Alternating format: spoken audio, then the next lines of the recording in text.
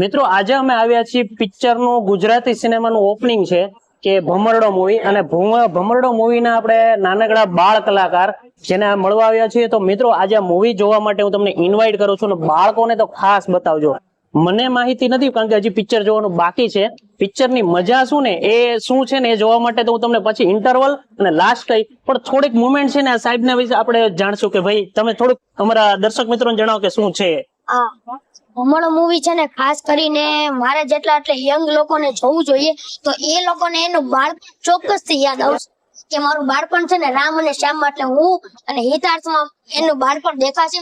અને ખાસ કરીને આ પિક્ચર છે ને ચાઇલ્ડ એટલે અમારા જેવડા છોકરાઓને જોઈએ તો એ લોકોને ખબર પડે કે નાનેથી એક ધ્યેય રાખવો પડે અને ધ્યેયમાં પહોંચવા સુધી ગમે એવી પરિસ્થિતિ આવે ને એમને લડીને આપણે ધ્યેય સુધી પહોંચી શકીએ એવું આ ફિલ્મમાં દર્શાવે છે. તો આ મૂવી જોજો અને બહુ જ સારું લાગશે.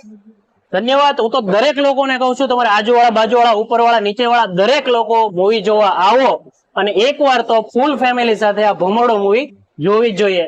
જય માતાજી, જય શ્રી કૃષ્ણ.